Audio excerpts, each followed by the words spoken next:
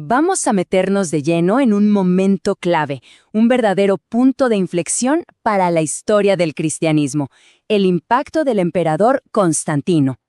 Basándonos en el análisis de Justo L. González, vamos a desentrañar cómo su figura cambió el juego por completo.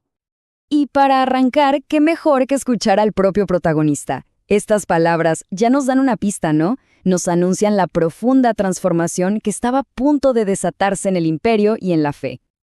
Bien, esta es la ruta que vamos a seguir. Primero, el ascenso de Constantino al poder absoluto.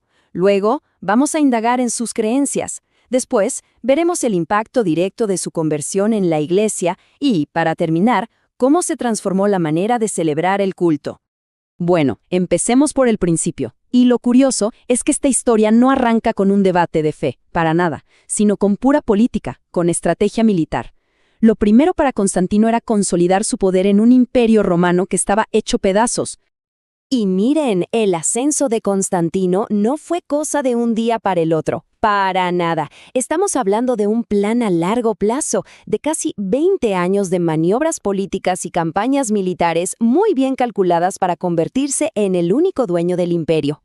Esto es fascinante porque nos muestra la mente de Constantino, un verdadero estratega. No se lanzaba a la batalla a lo loco, no señor. Fíjense, usó solo una parte de su ejército para no descuidar sus territorios. Hizo alianzas clave, como con Licinio. Hasta usó un matrimonio para sellar el pacto. Esperó el momento justo. Nada, pero nada se dejaba al azar. Pero, claro, esa paz era una paz muy tensa. Y como suele pasar, no podía durar. El imperio simplemente no era lo suficientemente grande para dos gobernantes tan ambiciosos. El choque era inevitable. Y una vez que tuvo todo el poder en sus manos, ¿cuál era su gran proyecto? Restaurar el imperio, sí, pero aquí viene el giro monumental. A diferencia de todos los que vinieron antes, su idea no era apoyarse en los viejos dioses paganos. Su apuesta fue por el cristianismo.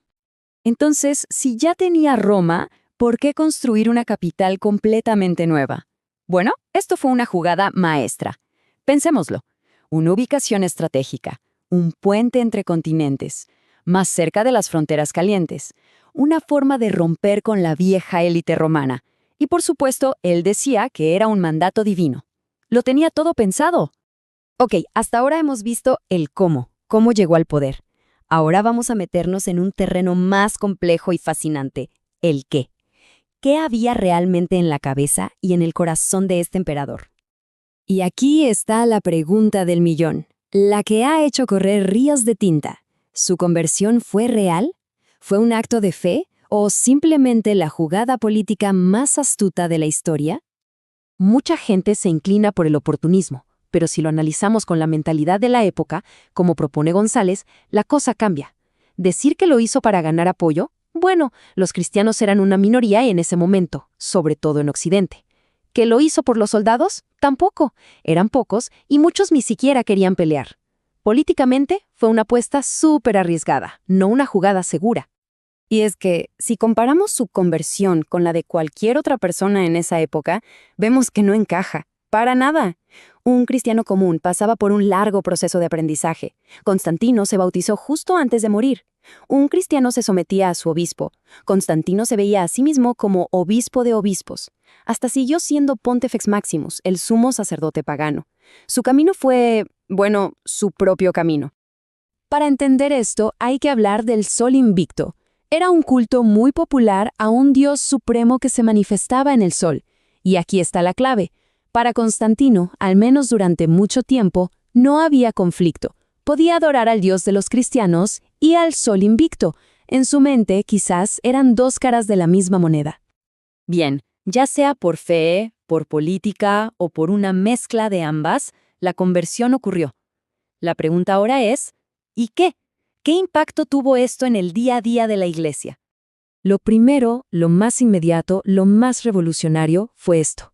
Se acabó la persecución. Se acabó el miedo. Imaginen lo que significó eso.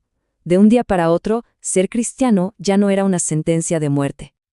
Pero ojo, No pensemos que toda la iglesia aplaudió y dijo ¡qué maravilla! La reacción fue súper diversa, casi una fractura. Teníamos la teología oficial, que lo veía como un enviado de Dios, pero al mismo tiempo otros veían esta nueva comodidad como una traición y se iban al desierto. Y otros, como los donatistas, directamente rompieron con la iglesia en protesta. Y claro, todos estos cambios no se quedaron solo en los libros de teología o en los palacios, se sintieron, se vieron y se oyeron en la forma misma de celebrar la fe. El contraste es brutal.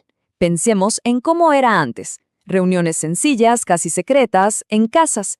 Y de repente, ¡pum!, todo se vuelve grandioso. Se empieza a usar incienso, que antes era para el emperador. Las vestimentas se vuelven lujosas. Aparecen las grandes procesiones. Básicamente, el culto adoptó la pompa de la corte imperial. También cambió la forma de ver a los mártires. La costumbre de celebrar en sus tumbas evolucionó.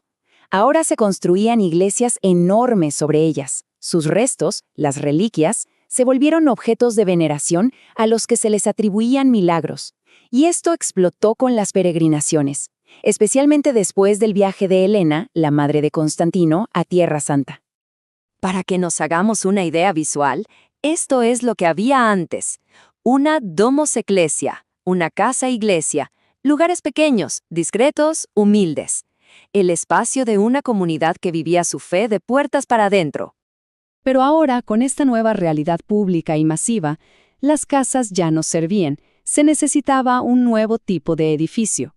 Y la solución fue tomar un modelo romano ya existente, la basílica.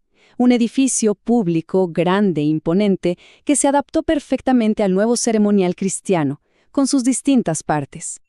Y el arte, por supuesto, no se quedó atrás. Fue un espejo de este cambio. La imagen tierna de Cristo como el buen pastor, tan común antes, empezó a ser reemplazada por esta otra, el Pantocrátor, el soberano de todo. Un Cristo en majestad, en un trono, como un emperador. El mensaje era clarísimo. Así que, al final, todo este cambio dejó a la iglesia frente a un desafío gigantesco, una pregunta que resonaría por siglos. ¿Cómo navegar esta nueva era de poder y prestigio sin perder la esencia de su fe? Esta tensión es la que dará origen a lo que se conoce como la Era de los Gigantes.